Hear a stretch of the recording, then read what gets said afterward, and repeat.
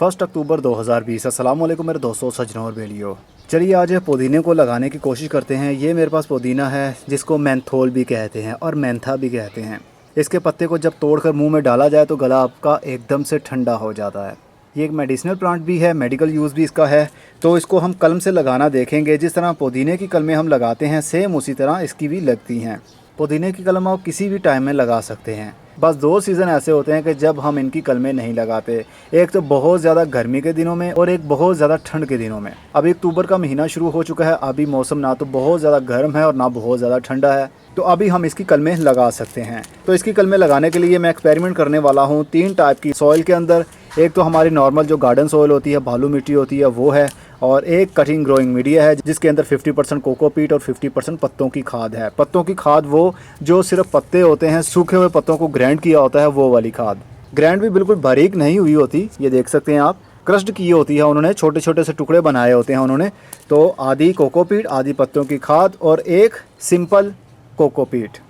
इसके अंदर और कुछ मिक्स नहीं है। इन तीनों चीज़ों के अंदर हम देखेंगे किसके अंदर हमें कटिंग का अच्छा रिजल्ट मिलता है। मतलब पुदीने की कलम लगाने के लिए हो सकता है हमें कटिंग ग्रोइंग मीडिया जिसके अंदर पत्तों की खाद और कोकोपीट है सिर्फ, इसके अंदर मिल जाए, या फिर हो सकता है कोकोपीट के अंदर मिल जाए। ये तो हमें वक्त बताएगा।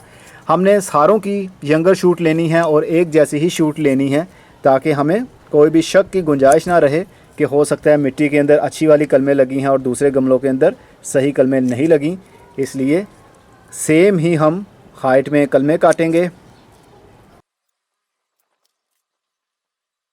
कलम लगाने का टाइम शाम के वक्त होगा या फिर सुबह सुबह। धूप में ये काम नहीं करते क्योंकि कलम के अंदर मॉइस्चर उड़ जाता है हीट की वजह से, तो फिर हमारी कलम सूख जाएगी, उग नहीं पाएगी। चलिए जनाब, 4-4 मैंने कलमें काटी हैं।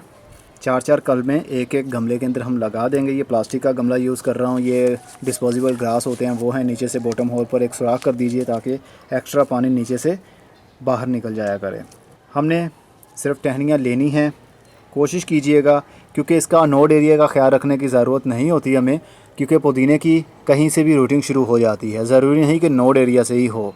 अक्सर हम कलमें लगाते हैं, जैसे गुलाब की कलम लगाते हैं, तो उसका नोड एरिया जहाँ से ये पत्तों की ग्रोथ हो रही है, ये वाला एरिया मिट्टी के अंदर होना ज़रूरी है। वहीं से उसकी रूटिंग शुरू होगी। ये अंडर नोड एरिया है, यहाँ से कभी भी उसकी रूटिंग शुरू नहीं होती, लेकिन पुदीना की हो जाती है। इसलिए हम इसको जैसे काटा है एक ही हाइट में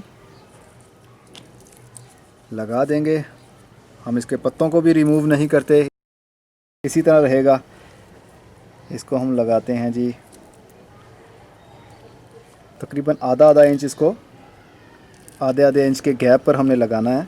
एकदम से गुच्छा बनाकर हमने मिट्टी के अंदर नहीं डाल देना, क्योंकि हो सकता है वहाँ पर एयर पॉकेट रह जाए तो फिर उसकी कटिंग की ग्रोथ शुरू ना हो पाए।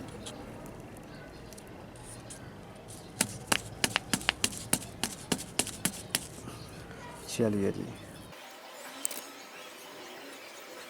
कल में सारी ही मैंने एक जैसी काटी हैं ताकि शक की कोई गुंजाइश ना रहे।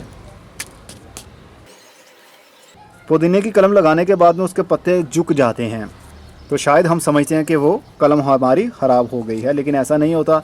जैसे जैसे मॉइस्चर पानी के जैसे जैसे मॉइस्चर उसको कटिंग को मिलता रहेगा, उसके पत्ते नए आने लगेंगे। जो पुराने पत्ते हैं वो सूख जाते हैं, ये याद रखिएगा। पुराने पत्ते सूख जाते हैं, वो गिर जाएंगे काले होकर, उनकी ग्रोथ नहीं होती। लेकिन जो नई ग्रोथ होगी, नए पत्ते आएंगे, उनकी ग्रोथ सही चलती है। मैंने पत्ते काटे नहीं हैं वैसे इसके, देखते हैं, हो सकता है यहीं से इनकी ग्रोथ शुरू हो जाए। शावर की मदद से हम पानी दे देंगे, पानी का थ्रो नहीं करेंगे।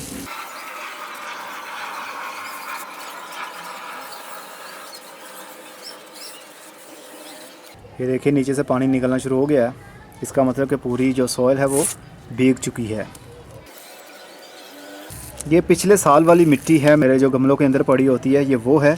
इसके अंदर अभी कोई भी खाद का असर नहीं है। वैसे इस मिट्टी के अंदर गाय का गोबर भी मिक्स है, कंपोस्ट भी मिक्स है, कोकोपीट भी मिक्स है। मतलब कि नरम मिट्टी है, लेकिन कोई खाद का असर नहीं है इस टाइम। तो कलम ऐसी ही मिट्टी के अंदर लगाई जाती है जिसके अंदर कोई खाद मिक्स ना हो।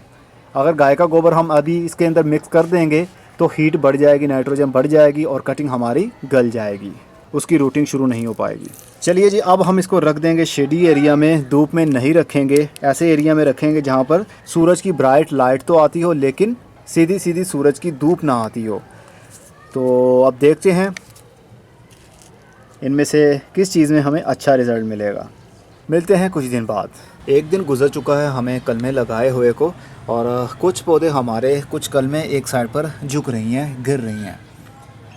बस ये ख्याल रखना है जब आप पानी दें तो पानी और मिट्टी के साथ में ये पत्ते नीचे वाली साइड पर झुक ना जाएं। अगर ऐसा हो तो उसके बाद दोबारा से इसको थोड़ा सा पत्तों को खाद की मदद से खड़ा कर दें ताकि ब्रांच नीचे पड़ी पड़ी गल ना जाए। कुछ पत्ते तो इसके वैसे ही ड्राई हो जाएंगे, मर जाएंगे। और कोकोपीट के अंदर भी कुछ यूँ ही हाल है, नरम हो रही हैं ब्रांचेस, लेकिन कोई प्रॉब्लम की बात नहीं है। ये बिल्कुल नॉर्मल सी बात है। जब ये थोड़े से स्टेबल हो जाएंगे, पानी की इनको कमी ख़त्म हो जाएगी, इनकी ब्रांचेस के अंदर पानी भर जाएगा, तो देन ये अपने पाँव पर खड़े हो जाएंगे और इनकी जड़ें भी बहुत जल्द बाहर निकल आएंगी। बस इसको शेडी एरिया में रखना है, धूप में हरगिज़ नहीं रखना। 14 दिन बाद अब आकर हमें रिज़ल्ट देखना पड़ेगा, क्योंकि अब कटिंग्स की हालत बिगड़ भी रही है। सबसे पहले देखते हैं हम कोकोपीट में। कोकोपीट के अंदर सिर्फ़ और सिर्फ एक ही हमारी कटिंग सर्वाइव कर पाई है, और बाकी आप देख सकते हैं ये मुरझा गई हैं। और मिट्टी के अंदर सिर्फ 1 और 2, तकरीबन एक ही चल पाई है, दूसरी की हालत भी ख़राब है। और ये जो 2 और लगाई थी वो बिल्कुल ही मुरझा गई हैं, गल गई हैं। और कटिंग ग्रोइंग मीडिया के अंदर आप देख सकते हैं 1, 2 और 3 हमारी 3 कटिंग्स यहाँ पर चल पाई हैं, और एक हमारी ड्राई हो गई है, सूख गई है। चलिए इनका रूट स्ट्रक्चर भी देख लेते हैं, रूटिंग किस चीज़ में अच्छी हुई। सबसे पहले कोकोपीट में ही देखते हैं हम।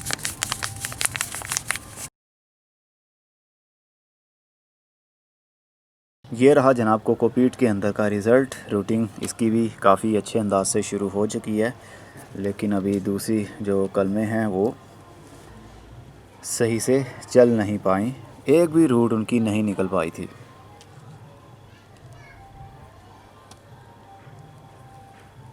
ये तो बिल्कुल ही गल गई।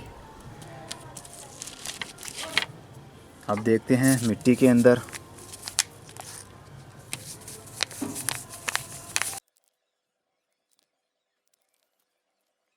मिट्टी के अंदर भी रूटिंग शुरू हुई है, लेकिन सिर्फ 2 ही रूट्स इसकी आ पाई हैं अभी तक। सही रूट स्ट्रक्चर इनका नहीं रहा मिट्टी के अंदर। और दूसरी वाली का भी यही हाल है, और तीसरी और चौथी ये बिल्कुल ही गल गई, इनका कुछ भी नहीं हो पाया है। अब कटिंग ग्रोइंग मीडिया का देख लेते हैं। एक तो हमारी बिल्कुल ही गल गई है।